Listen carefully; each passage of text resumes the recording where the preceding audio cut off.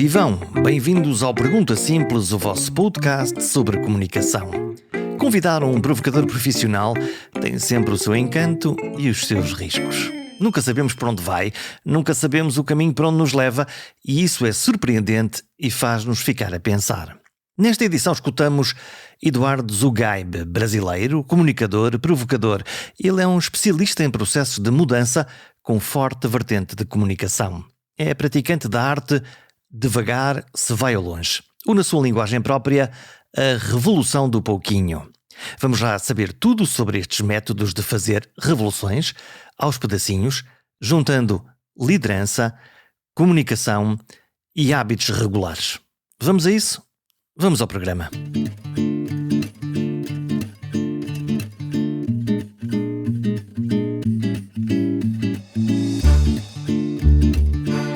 Já ouviram a expressão partir o elefante às postas? Sim, quando o problema é demasiado grande ou o objetivo demasiado longínquo, então sim, partir o elefante aos pedaços ajuda na sua digestão e assusta menos. As organizações têm este problema todos os dias para resolver e as grandes organizações têm este problema numa escala ainda maior. Cada um de nós tem o seu próprio jardim zoológico de questões para resolver. Eduardo Zugaib tentou ajudar-nos a resolver a grande embrulhada da complexidade em que nos metemos. Não só o tamanho dos problemas, mas também o conflito de personalidades, de agendas diversas na sociedade, nas organizações e até nas famílias. Ele propõe-se criar rotinas, os tais pouquinhos, para criar dinâmicas positivas e simples com resultados sustentados. Só que não chega. É preciso que haja um propósito firme, que haja um alinhamento e principalmente que haja empatia. Tudo baseado numa forma de comunicar que ele batiza como 5.0. E é este o verdadeiro segredo do Eduardo, a comunicação empática, que se centra no outro e não no seu umbigo. O que nos leva ao seu principal mantra: a excelência é um hábito. E dá para falar disso e praticar muito. Não tem a ver com processos, tem mais a ver com o propósito, com a simplicidade e com a repetição. A explicação para isso é algo chamado regularidade, né? Regularidade, sustentabilidade. E, Jorge, digo para vocês aí, para todos que estão nos acompanhando, isso não é o Eduardo que inventou. Uma pessoa um pouco mais antiga que nós aí, um tal de Aristóteles, vocês já devem ter ouvido falar, ele já falava disso há mais de 2000 anos. E tem até uma frase atribuída a ele, nós não sabemos até onde isso se distorceu ao longo do tempo, mas que há um pensamento relacionado a Aristóteles que atribui a vida virtuosa, como se falava naquela época, uma vida de excelência, aquela vida sustentada nos pequenos hábitos, nas pequenas atitudes, nas pequenas virtudes, numa vida que tinha uma regularidade de valores. Então, essa frase que se diz é mais ou menos assim, né? A excelência não é um ato, é um hábito. Então, eu acredito muito nisso, até mesmo por processos pessoais de transformação, de mudança, de obtenção de projetos, de construção de resultados, como também a observância que eu venho construindo aí junto às organizações que eu tenho tido a oportunidade de treinar, de participar aí do desenvolvimento das suas lideranças. Porque muitas vezes, Jorge, há um imperativo de um sucesso imediato, construído em um evento, construído assim em um evento, né? Então, e aí outra coisa que eu trabalho muito forte dentro da revolução do pouquinho, que é o nome que acaba sendo o nome que batiza esse processo que você citou, acaba sendo ali justamente a capacidade da gente perceber quais são as pequenas atitudes que nos ajudam a tornar, no caso de uma organização, aqueles valores, aquelas práticas, aquilo que ela entende por cultura organizacional, em uma realidade percebida, né? Porque não adianta eu ter os meus valores estarem impressos num folheto, no meu site, né, em algum lugar, e isso não ser percebido na forma de comportamento, principalmente pelas lideranças que são ali, que é ali o grupo que vai acabar inspirando todo o restante da organização. Porque senão aquilo que está escrito nesses folhetos que estão nos cartazes, que é nós somos assim, nós somos brilhantes, nós somos extraordinários, nós fazemos A, B e C, não passam no fundo de uma propaganda, de uma retórica que não é vivida no dia-a-dia e, portanto, acaba por não acontecer. Exato, Jorge. Eu entro exatamente nessa ferida dentro das organizações. É exatamente nessa ferida que eu coloco o dedo, porque... E o que é curioso, eu até brinco, né? Eu venho da comunicação, trabalhei muito tempo em agência de propaganda, né? Eu sou redator publicitário na essência, enfim, o lado escritor, de certa forma, foi estimulado em quase 18 anos aí de trabalho em agências, departamentos de marketing, produtoras de conteúdo, de vídeo. E assim, uma coisa que a gente percebe é que ainda existem organizações que, quando vão discutir propósito e valores, contratam uma agência para definir o texto disso, não é construído dentro da empresa. Ou seja, ele compra um produto que alguém vai criar e que de repente vai usar palavras da moda, vai usar, enfim, aqueles modismos corporativos para tentar criar, né, uma categoria de valores aí que esteja relacionado ao que a empresa tem de aspiracional. E aí começa o grande vale, né, o grande gap que existe entre o que nós desejamos ser e o que nós somos de verdade. Então isso é uma mentira, porque no fundo nós estamos a criar uma ilusão daquilo que nós gostávamos de ser, vamos encher-nos dessas palavras, não é uma coisa que nos saia do coração, que não saia daquilo que nós acreditamos mesmo, mas é alguém da propaganda que inventou estas frases bonitas e depois eu quero imaginar que um líder, para convencer a sua tribo, as suas tropas a fazerem aquilo, a convencer a fazer aquilo que elas não sentem, temos um problema, não é? Temos um problema, porque não é algo legítimo, né? Agora, ao mesmo tempo, né, existem empresas assim, mas também existem empresas muito preocupadas em traduzir verdadeiramente quais são os seus valores, qual é a sua cultura, quais atitudes tornam esse valor percebido dentro e fora do balcão da organização. E como é que elas fazem? Como é que estas empresas que fazem a coisa bem feita, que andam à procura do que são e de como funcionam, imagino com empresas e também com pessoas, como é que nós encontramos dentro de nós esses valores e como é que transformamos isto num processo honesto, que começa pelo ser e depois é que vai para o parecer? Isso tem que começar numa leitura muito humilde, muito honesta da própria história da organização, né? Quando a gente começa a pensar em valores, é inevitável irmos na nossa história. Os nossos valores nasceram na nossa história. Então, provavelmente ali, quando havia o fundador, a família que iniciou aquela empresa, a maior parte das empresas nasceu dentro de uma família, dentro de um movimento familiar. Tanto que é até uma ilusão, né? Dizer, a empresa é familiar. Quase todas as empresas nasceram familiares. Então, né, e com o tempo vão crescendo, vão se profissionalizando, vai ganhando um quadro mais assim de executivos contratados no mercado. Porém, assim, é preciso ter muita honestidade quanto àquilo que nos trouxe até aqui para identificar quais são esses valores. No segundo momento, colocar isso em confronto com a realidade de hoje, para perceber se aqueles valores lá daquela época conversam com o nosso propósito no dia de hoje. Né? Se aquilo vai validar aquilo que é a nossa intenção de nos posicionarmos enquanto um produto, um serviço, uma ideia, enfim, tudo aquilo que de certa forma campeia, torna a empresa uma razão social, uma razão de servir à sociedade. Então, e aí começa um trabalho que envolve muitos rituais, principalmente com as lideranças, que vão desde rituais assim de compartilhamento, construção dessa realidade que tem que ser construída pelo time de lideranças. Não é uma realidade que desce, né, de cima para baixo. Ela pode ser inspirada de cima para baixo, mas há de se ter um monitoramento, principalmente da alta liderança, com aquela liderança intermediária, que é onde muitas vezes tudo aquilo que é aspiracional ou que é desejado acaba se esvaindo, acaba, enfim, encontrando diversos filtros que variam conforme o interesse dessas pessoas dentro da organização e que não necessariamente estão alinhados com o interesse da alta gestão. Pode haver na liderança ou nas lideranças das empresas, nesse dedo que põe na ferida, pode haver interesses diferentes, agendas diferentes que estão a combater uma contra a outra e que depois não encontram esse alinhamento? Quando é agenda apenas diferente, ainda não é tanto problema. O duro é a agenda diferente e oculta. Aí começa o problema. Como é que é isso? Como é que é isso? Como é que é isso da agenda oculta? A agenda oculta é assim, na reunião da liderança, eu pactuo, eu concordo com tudo aquilo que está sendo colocado ali. Porém, eu saio da sala de reunião e já vou fazer totalmente ao contrário daquilo que foi pactuado. Começo a criar agendas que apenas eu conheço, as pessoas que fazem parte do meu grupo de interesse, aqueles que eu quero beneficiar ou construir uma perspectiva de uma estruturinha de poder ali dentro da organização. O meu time, vamos chamar assim, eu acabo trazendo apenas para eles e começo a fazer um jogo silencioso nos corredores. E, naturalmente, isso acaba deteriorando o tecido social da empresa. Até a empresa é um tecido social.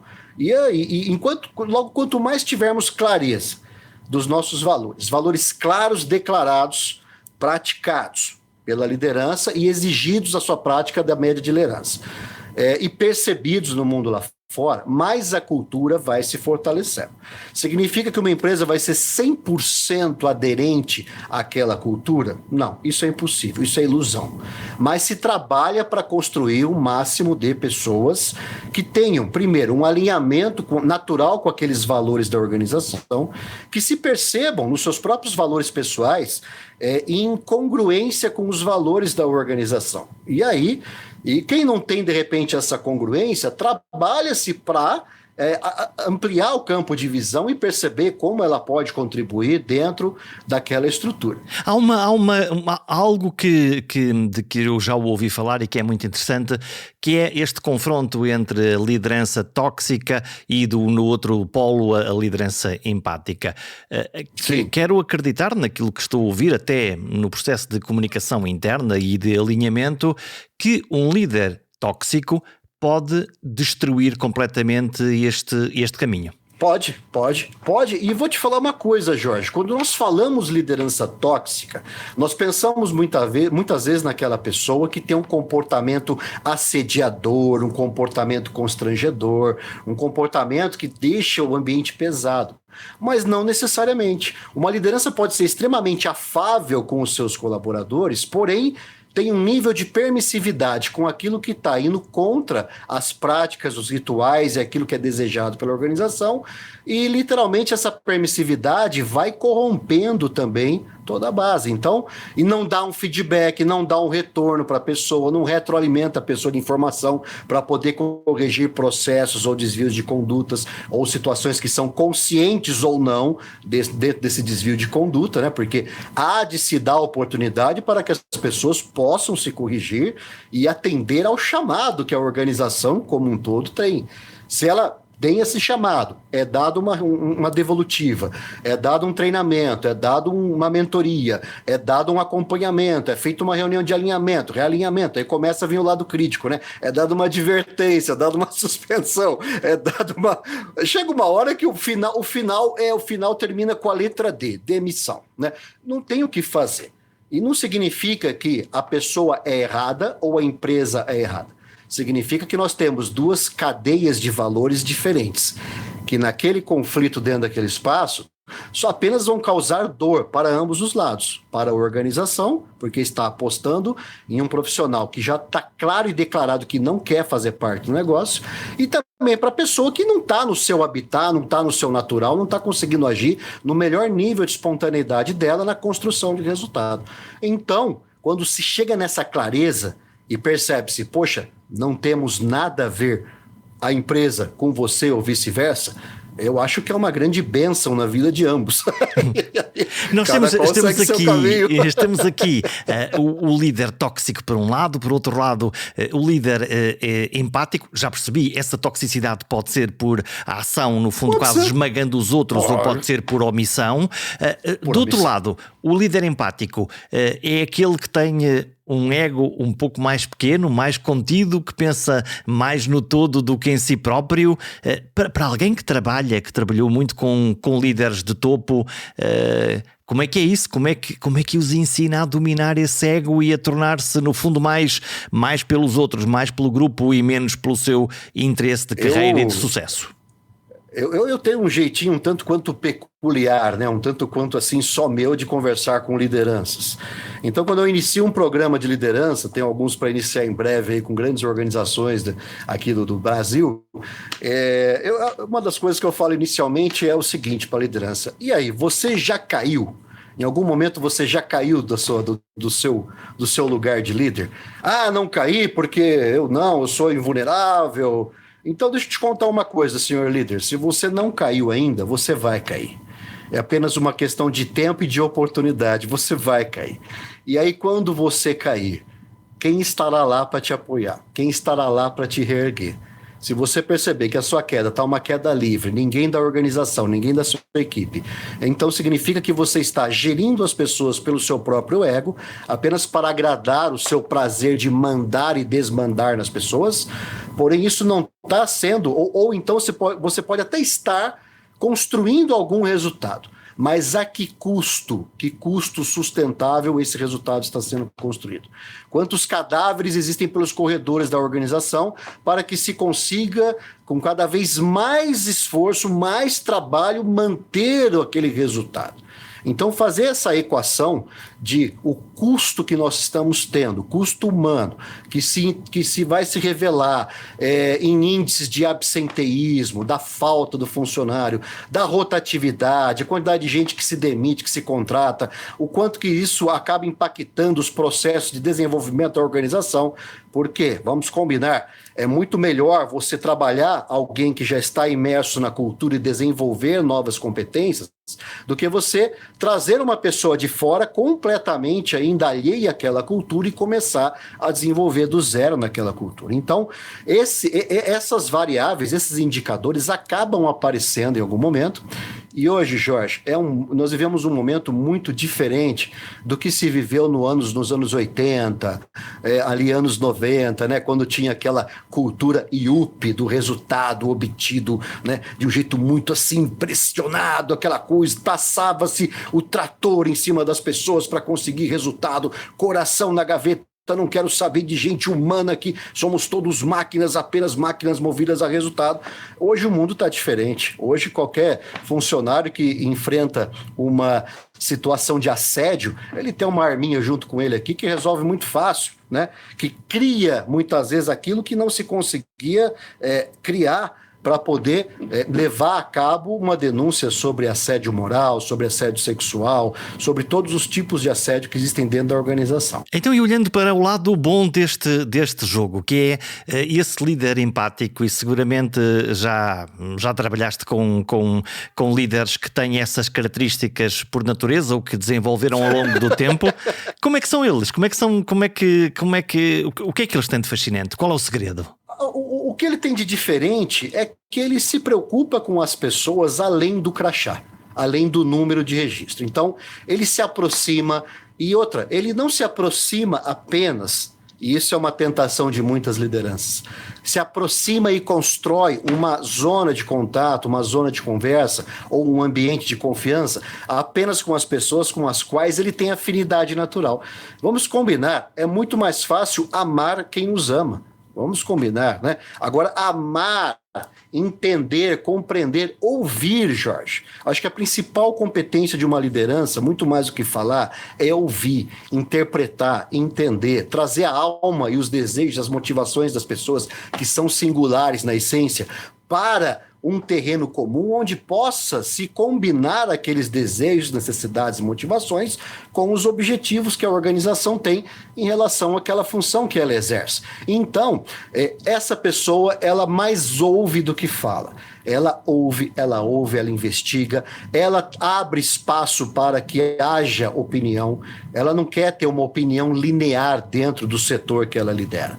Ela quer ouvir outras opiniões. Ela constrói a inteligência do grupo, a inteligência que vai ajudar ela mesma a tomar melhores decisões a partir da diversidade presente no grupo. Ao passo que o líder que não é empático, o que ele faz? Ele vai liderar apenas para aqueles que lhe agradam, aqueles que simplesmente ou bajulam ou então tentam se modelar e serem algumas cópias, algumas xerox, né, da liderança em termos de comportamento. Então, quando se constrói esse terreno, é um terreno mais complexo? Claro que é, mas a questão é, o mundo lá fora é um mundo cada vez mais complexo. O mundo é pontuado por diversidade e complexidade dos mais diferentes matizes e gêneros. E a gente precisa ter uma equipe que esteja preparada para lidar com essa diversidade e toda essa construção de complexidade que a tecnologia nos traz, que os movimentos econômicos nos trazem, que a experiência do cliente cada vez mais desejosa de novidades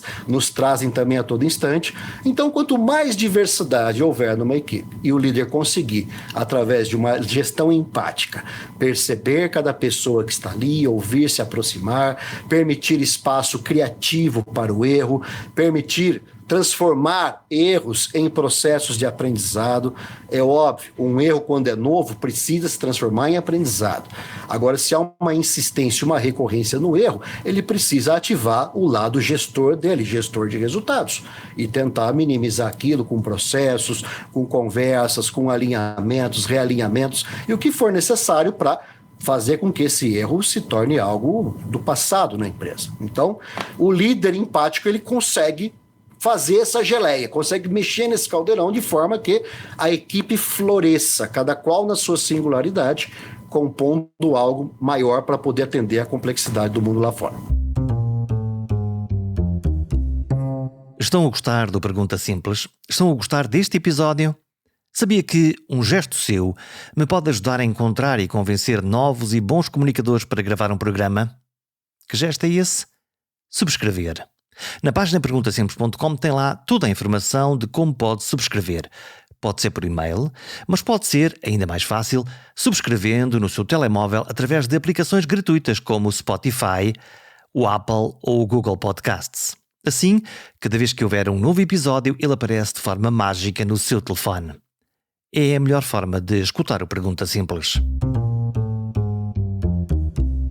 Há um livro que escreve, que é de resto um best-seller, tem um curioso nome que é A Revolução do Pouquinho.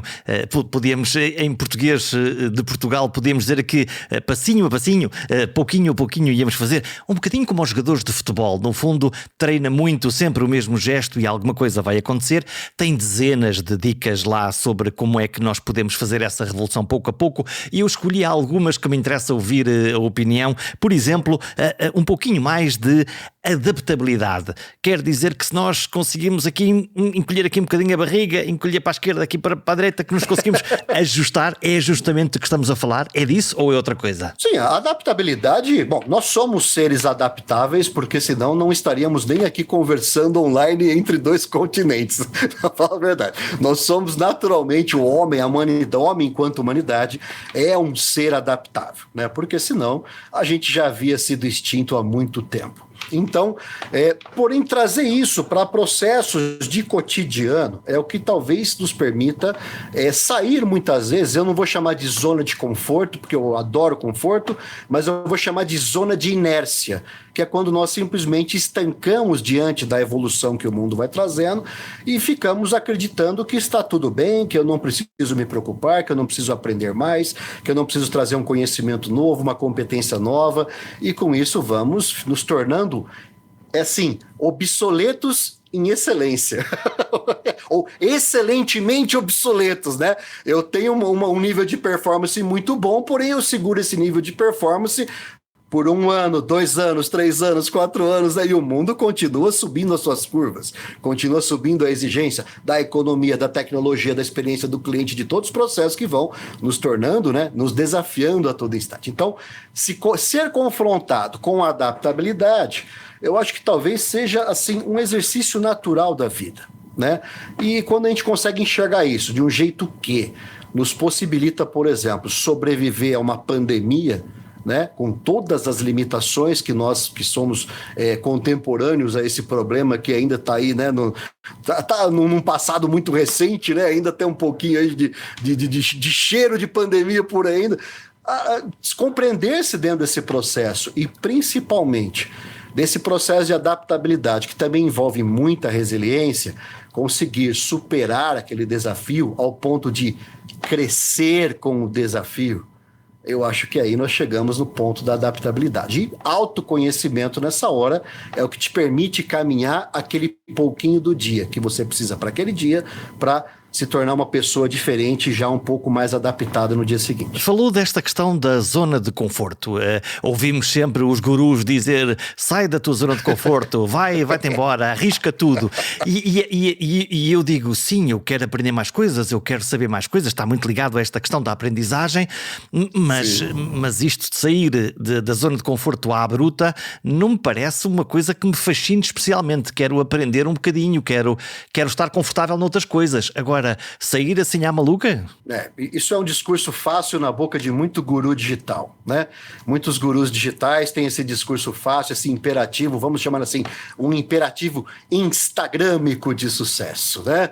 Olha, saia da sua zona de conforto, pule fora, porque é aqui fora que as coisas acontecem. Aí onde você está não acontece nada. Então, eu costumo derrubar um pouco essa crença também quando eu vou conversar com plateias, com palestras, com treinamentos, e digo o seguinte: olha, para pensar. A sua melhor performance, aquilo que você faz de melhor, está no limite da sua zona de conforto. Né? Não é lá no meio, é no limite. Imagina que ela é um círculo e aqui no meio você tem até uma zona de complacência, uma zona frouxa, vamos chamar assim, onde tá as suas performances antigas. Aquilo que hoje você sabe como é que faz, mas não faz mais sentido fazer daquele jeito. Só que a sua alta performance, aquilo que você faz de melhor, tá aqui no limite. E aí, o que esse pessoal fala? Pula daqui onde você trabalha muito bem e vai lá para bem longe, né? E você vai cair numa zona de desespero, uma zona de pânico, uma zona de tragédia, de desgraça, porque você não vai ter lastro nenhum, incompetência nenhuma. Você até pode vir a aprender algo de uma forma muito dolorosa. E olha, Jorge, eu não sei você, eu não sei quem nos acompanha, mas eu trabalho muito para ter conforto. Eu não quero largar a mão do meu conforto. Eu trabalho muito, eu me desenvolvo cotidianamente para ter conforto na vida. Eu acho que o homem trabalha para ter conforto. Então, quando as pessoas demonizam a palavra conforto, eu acho um tanto quanto perigoso. Porque você vê muitas vezes pessoas que têm uma carreira inteira construída e aí chega um guru com um discurso um pouco enviesado e convence aquela pessoa a deixar tudo para trás. Investe o seu dinheiro aqui no meu curso, que eu vou te ensinar o segredo do sucesso. E o sucesso é bem lá fora, aí o cara não encontra nem sucesso e nem mais o dinheiro dele, né? Acaba que se perde tudo e muitos casos assim, né? Então, assim, agora qual que é a revolução do pouquinho? Vamos identificar o que nós fazemos de melhor e vamos começar a ampliar a nossa zona de conforto, não sair, ampliar. Até com que essa performance chegue naquele que é o seu objetivo, o seu desejo, de uma forma sustentável. Eu acho que a palavra que falta para muito guru por aí é sustentabilidade. E ninguém se perpetua nessa vida sem sustentabilidade. Muita gente tem aquele discurso do foguete não dá ré. No Brasil fala-se muito, né? Foguete não dá ré. Eu concordo, foguete não dá ré, mas se ele não for sustentável, ele explode. As pessoas se esquecem desse detalhe. O foguete que não é sustentável, ele explode. E nessa explosão, muita coisa se perde. Olha, tu és alguém com um grande sentido de humor, com muita leveza. O humor é uma das coisas que tu abordas também. Aqui em Portugal diz-se uma coisa que é muito riso, pouco siso. Entenda-se, se te rires muito é porque não és muito sério, não é para levar muito a sério. E tu dizes, não, esta questão do bom humor, de praticar esta leveza é também um bom hábito, mas com contrapeso e medida. Então, onde é que estão aqui os ganhos e as perdas de uma boa leveza, de uma boa risada, de uma boa gargalhada, de uma leveza? Vamos lá. Bom, eu acredito que o humor... a gente não precisa ficar rindo de tudo, de todos, de todas as situações, de todas as circunstâncias, a toda hora, em todo instante, sem qualquer noção do contexto, né? Isso aí não é ser bem-humorado, isso é ser maluco, é ser desconectado da realidade, é ser desesperado até. É uma pessoa desesperada. Quem ri muito, muito, é muito mais desesperado do que bem-humorado. Eu conheço pessoas que têm uma aparência, assim, de certa forma formal, que não tem uma risada fácil, mas são pessoas com bom humor. Porque tem um estado de leveza dentro de si. Consegue lidar com as dificuldades, com os desafios, com os problemas, com um estado ampliado de leveza que lhes permite o quê? Até ter uma visão um pouco mais amplificada dos problemas que tem e ter muito mais um olhar criativo para lidar, abraçar e conectar a solução para aqueles problemas. Então, humor e riso talvez sejam coisas que podem caminhar juntas, podem, mas não necessariamente um significa a presença do outro, né? Porém, aquela coisa... O humor, aí o humor mesmo, o humor do riso, o humor daquela observação espirituosa, aquela observação que dá aquele plot twist, né? Você dá uma invertida no raciocínio que você está construindo e você inverte a lógica, aí nasce o humor, aí nasce o riso, né? Isso é muito importante, por quê? Principalmente quando nós tratamos da educação do adulto, a tal da andragogia, né? O adulto, ele já muitas vezes caminha por trilhas que já são muito consolidadas, muito rígidas. E isso não os permite abrir a cabeça, abrir a mente de um jeito mais criativo. Não se permite um pensamento, como é que se diz?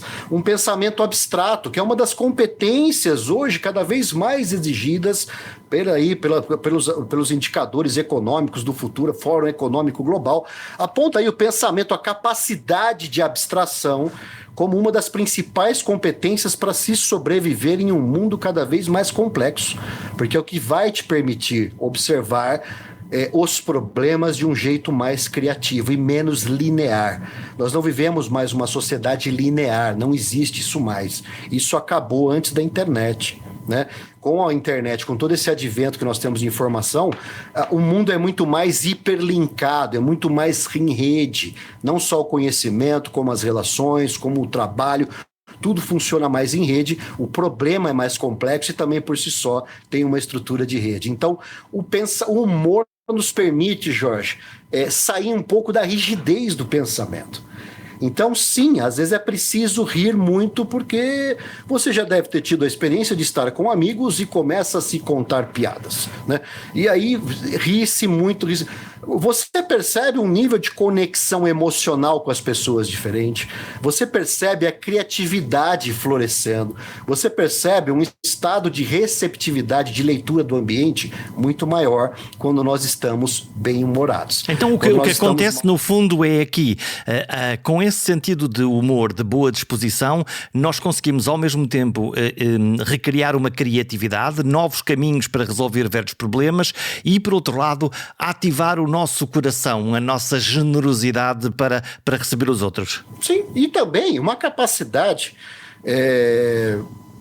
de receber a si próprio, porque muitas vezes a gente vive numa rigidez e seguimos padrões de autoexigência que nós mesmos vamos nos impondo, que nos tornam pessoas extremamente rígidas conosco mesmo.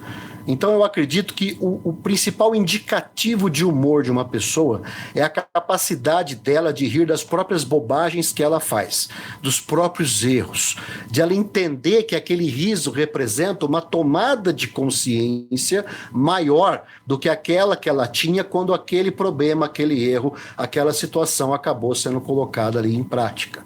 Então, quando a gente aprende ou não perde a capacidade de rirmos de nós próprios, eu acho que isso já é um grande indicador de bom humor, isso torna o ambiente mais leve, as pessoas menos julgadoras, né? E também acaba proporcionando até mesmo saúde física, vamos combinar. Pessoas que riem bastante, né? Tem o abdômen mais definido, tem o coração mais oxigenado, né?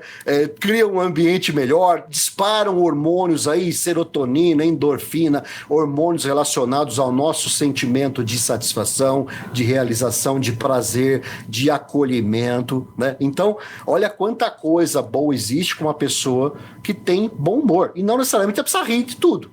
Ter leveza, ter leveza para se interpretar como uma pessoa, como um ser em contínua evolução, um ser que erra, um ser que também tem suas vulnerabilidades e precisa ter uma consciência grande de quem é, né? Então, é aquela história, né? Conhece-te a ti mesmo, né? Vamos lá no passado de novo, né? Conhece-te a ti mesmo e a partir daí você se torna uma pessoa mais capaz de se autodesenvolver.